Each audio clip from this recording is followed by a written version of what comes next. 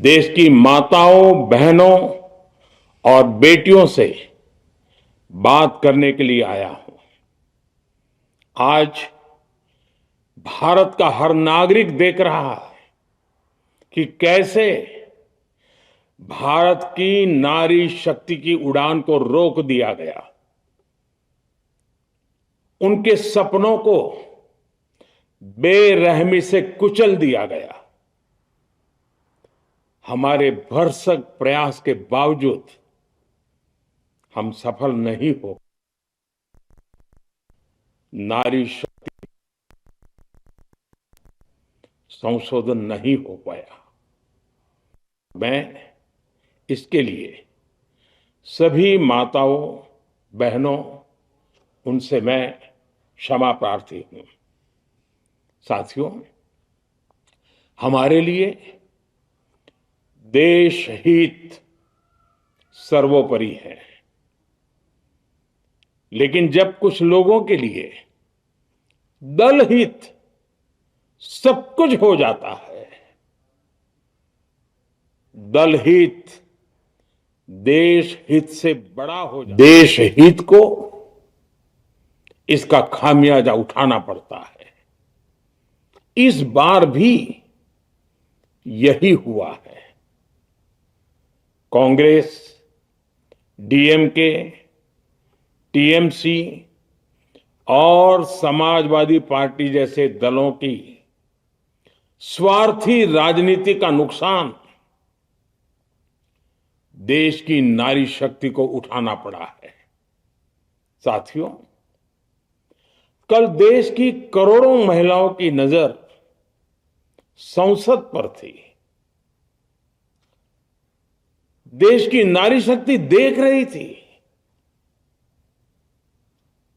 मुझे भी ये देखकर बहुत दुख हुआ कि जब ये नारी हित का प्रस्ताव गिरा तो कांग्रेस, डीएमके, टीएमसी, सपा जैसी परिवारवादी पार्टियां खुशी से तालियां बजा रही थी।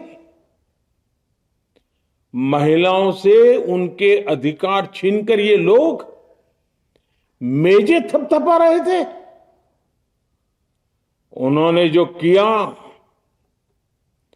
वो केवल टेबल पर थाप नहीं थी, वो नारी के स्वाभिमान पर, उसके आत्मसम्मान पर चोट थी। और नारी सब भूल जाती है, अपना अपमान कभी नहीं भूलती। इसलिए संसद में कांग्रेस और उसके सहयोगियों के उन सबके व्यवहार की कसक हर नारी के मन में हमेशा रहेगी। देश की नारी जब भी अपने क्षेत्र में इन नेताओं को देखेगी तो वो याद करेगी कि इन्हीं लोगों ने संसद में महिला आरक्षण को रोकने का जश्न मनाया था, खुशियां मनाई थी। कल संसद में नारी शक्ति वंदन संशोधन का जिन भी दलों ने विरोध किया है, उनसे मैं दो टूक कहूंगा। ये लोग नारी शक्ति को फॉर ग्रांटेड ले रहे हैं। वो ये भूल रहे हैं कि 21वीं सदी की नारी देश की हर घटना पर नजर रख रही है। वो उनकी मंशा भांप रही है और सच्चाई भी भली भांति जान चुकी है। इसलिए महिला आरक्षण विरोध करके जो पाप विपक्ष ने किया है, इसकी उन्हें सजा जरूर मिलेगी। इन दलों ने संविधान निर्माताओं की भावनाओं का भी अपमान किया है और जनता द्वारा इसकी सजा से भी वो बच नहीं पाएंगे।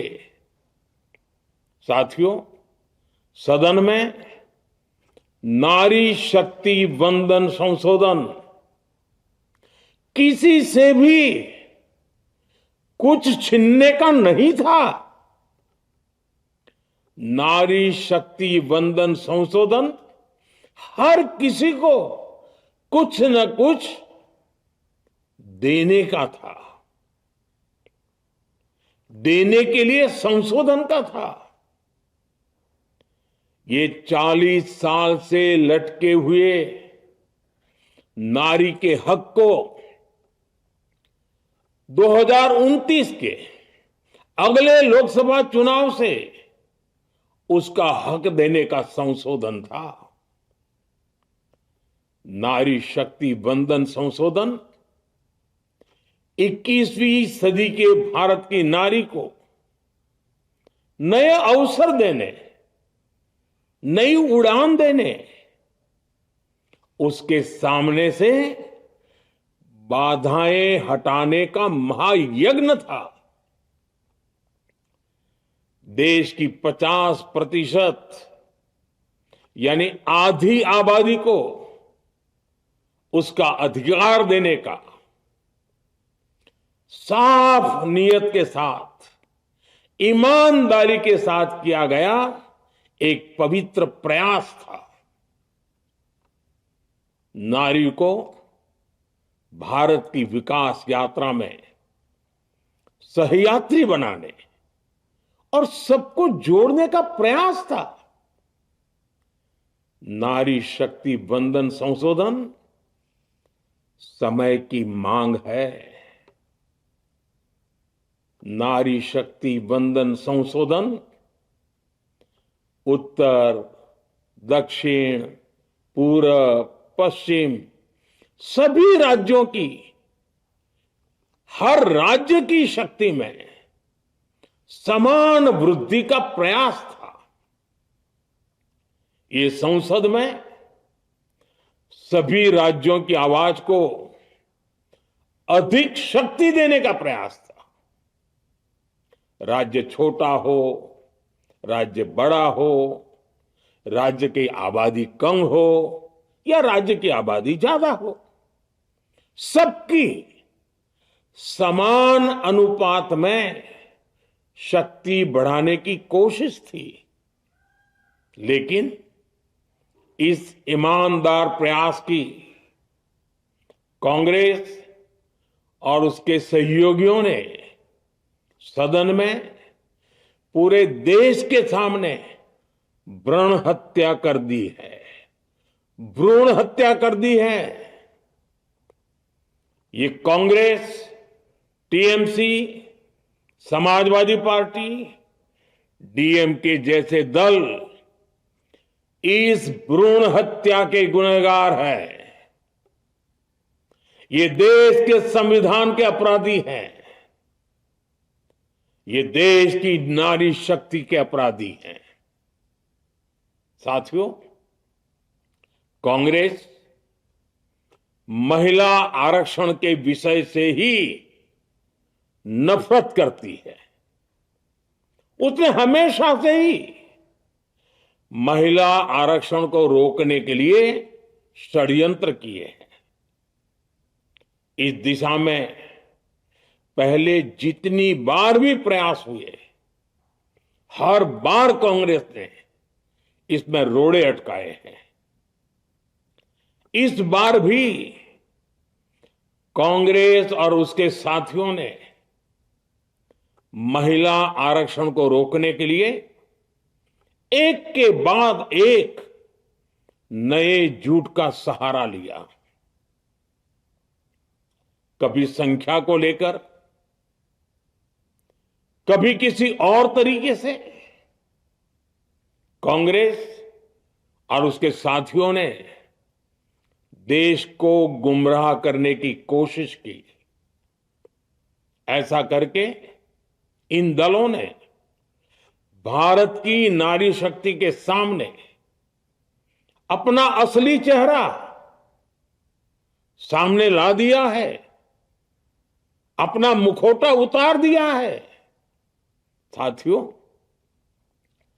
मुझे व्यक्तिगत तौर पर आशा थी कि कांग्रेस अपनी दशकों पुरानी गलती सुधारेगी। कांग्रेस अपने पापों का प्रायश्चित करेगी।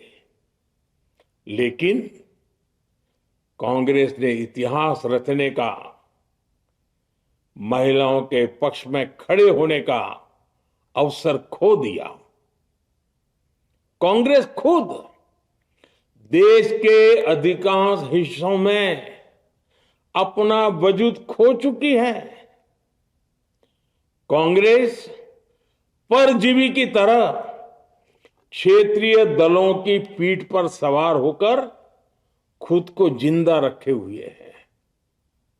लेकिन कांग्रेस ये भी नहीं चाहती कि क्षेत्रीय दलों की ताकत बढ़े। इसलिए कांग्रेस ने इस संशोधन का विरोध करवाकर अनेक क्षेत्रीय दलों के भविष्य को अंधकार में धकेलने का राजनीतिक षड्यंत्र किया है। साथियों, Congress, Samajwadi party, DMK, TMC और दूसरी पार्टियां इतने वर्षों से हर बार वही बहाने, वही कुतर्क गढ़ते आए हैं, बनाते आए हैं। कोई न कोई टेक्निकल पेंच फंसाकर ये महिलाओं के अधिकारों पर डाका डालते रहे हैं।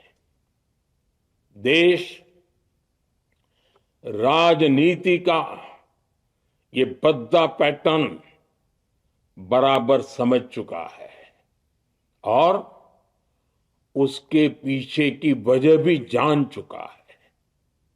भाइयों बहनों, नारी शक्ति वंदन अधिनियम के विरोध की एक बड़ी वजह है इन परिवारवादी पार्टियों का डर। इन्हें डर है अगर महिलाएं सशक्त हो गई तो इन परिवारवादी पार्टियों का नेतृत्व खतरे में पड़ जाएगा। ये कभी नहीं चाहेंगे कि उनके परिवार के बाहर की महिलाएं आगे बढ़े। आज पंचायतों में, लोकल बॉडीज में जिन हजारों लाखों महिलाओं ने अपनी क्षमता को साबित किया है, जब आगे बढ़कर लोकसभा और विधानसभाओं में आना चाहती हैं, देश की सेवा करना चाहती है, परिवारवादियों के भीतर उनसे असुरक्षा की भावना बैठी हुई है। परिसीमन के बाद महिलाओं के लिए कहीं ज्यादा सीटें होगी, महिलाओं का कद बढ़ेगा। इसलिए इन लोगों ने नारी शक्ति वंदन संशोधन का विरोध किया है। देश की नारी शक्ति कांग्रेस और उसके सहयोगियों को इस पाप के लिए कभी माफ नहीं करेगी। मेरे प्रिय देशवासियों, कांग्रेस और उसके साथी दल डिलिमिटेशन पर लगातार झूठ बोल रहे हैं। ये इस बहाने विभाजन की आग को सुलगाना चाहते हैं, क्योंकि बांटो और राज करो कांग्रेस ये पॉलिटिक्स अंग्रेजों से विरासत में सीख कर आई है और कांग्रेस आज भी उसी के सहारे चल रही है। कांग्रेस ने हमेशा देश में दरार पैदा करने वाली भावनाओं को हवा दी है। इसलिए यह झूठ फैलाया गया कि डीलिमिटेशन यानी परिसीमन से कुछ राज्यों को नुकसान होगा, जबकि सरकार ने पहले दिन से स्पष्ट किया है कि न किसी राज्य की भागीदारी का अनुपात बदलेगा, न किसी का रिप्रेजेंटेशन कम होगा, बल्कि सभी राज्यों की सीटें समान अनुपात में ही बढ़ेगी। फिर भी कांग्रेस, डीएमके, टीएमसी और समाजवादी पार्टी जैसे दल इसे मानने को तैयार नहीं हुई है। साथियों, ये संशोधन बिल सभी दलों और सभी राज्यों के लिए एक मौका था, एक अवसर था।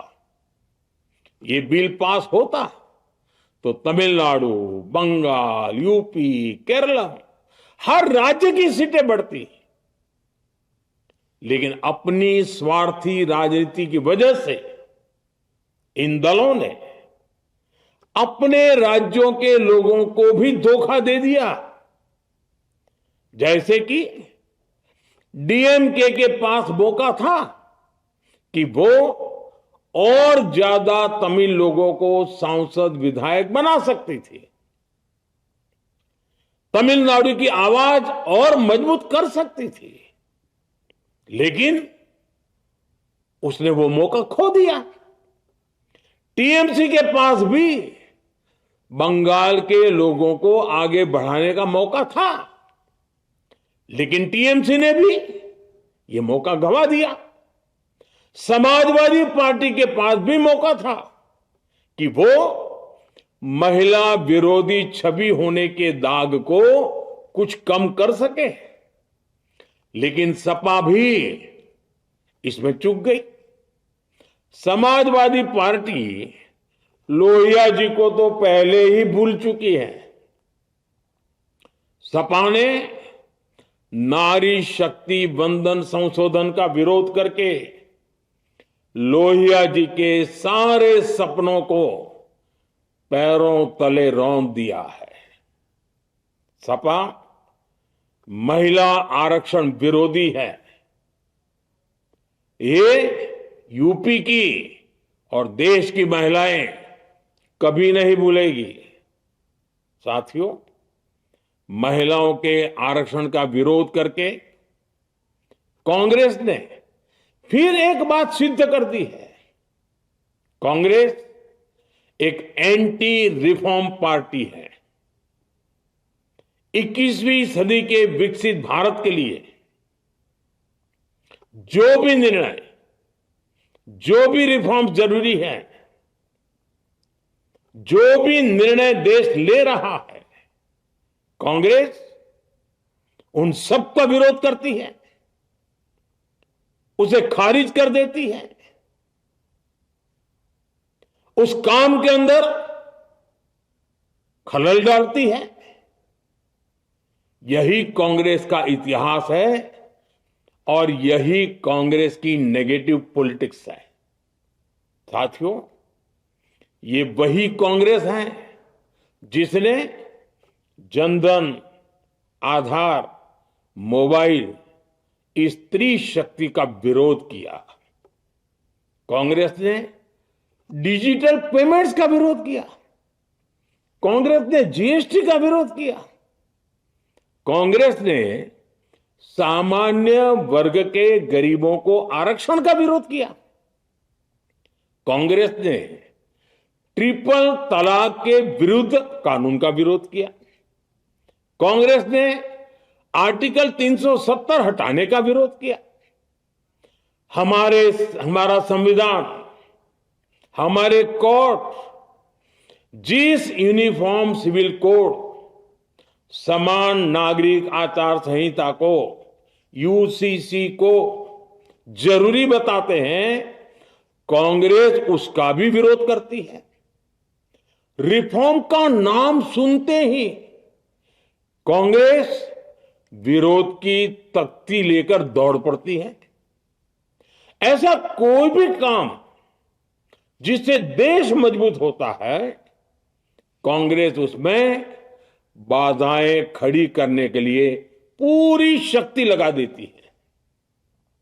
Congress one nation one election का विरोध करती है।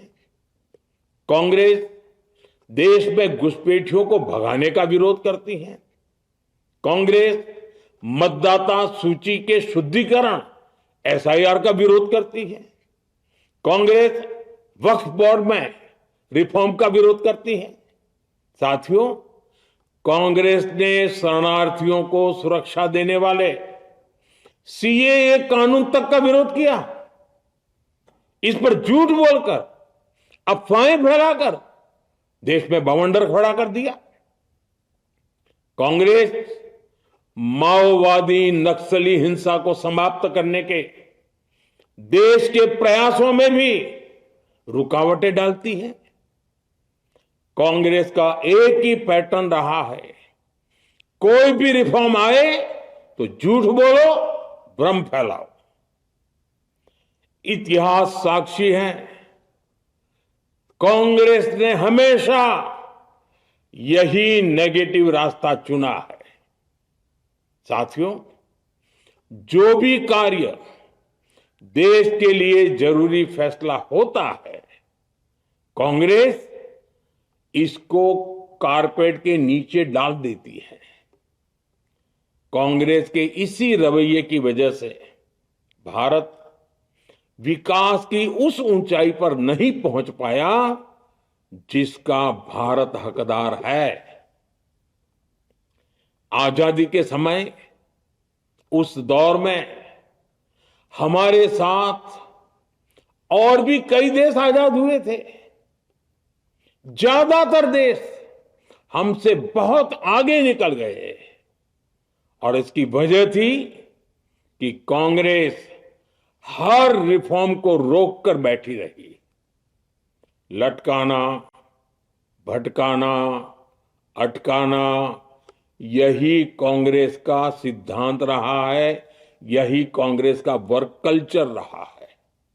कांग्रेस ने पड़ोसी देशों के साथ सीमा विवादों को लटकाया। कांग्रेस ने पाकिस्तान के साथ पानी बंटवारे से जुड़े विवादों को लटकाया। कांग्रेस ने ओबीसी आरक्षण के निर्णय को 40 साल तक लटकाए रखा। कांग्रेस ने सैनिकों के लिए वन रैंक वन पेंशन को 40 साल तक रोके रखा। साथियों, कांग्रेस के इस रवैये ने हमेशा देश का बहुत बड़ा नुकसान किया है। कांग्रेस के हर विरोध, हर अनिर्णय, हर छल प्रपंच का खामियाजा देश ने भुगता है, देश की पीढ़ियों ने भुगता है। आज देश के सामने जितनी भी बड़ी चुनौतियां हैं, वो कांग्रेस के इसी रवैये से उपजी हुई है।